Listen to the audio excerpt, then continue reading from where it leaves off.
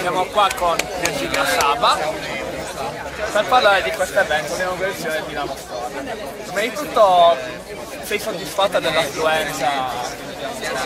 Vedo tanti visi importanti e questo significa anche della politica, significa proprio che aprire uno store qua a Terradino significa non soltanto portare avanti un progetto sportivo importante, ma soprattutto fare del territorio Sardegna veramente finalmente un'isola unita, qualcosa che vada al di là dello sport, e quindi credo che andiamo proprio al di là di quelli che sono i risultati sportivi.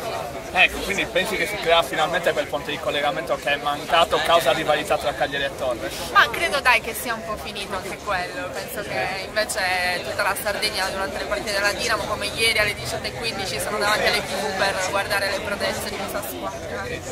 Speriamo che porti fortuna anche alla squadra, visto il momento non proprio...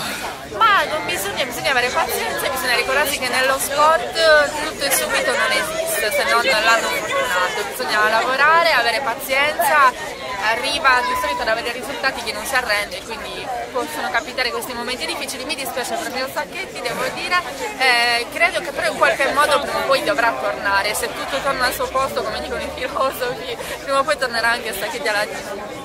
Puoi mandare un saluto agli amici della Discuta Web? Io vi saluto, complimenti per questo nuovo progetto, per questa nuova radio, speriamo sia un mezzo davvero per diffondere la bellezza che ci circonda a partire dallo sport, ma anche immagino queste ben più importanti. Grazie.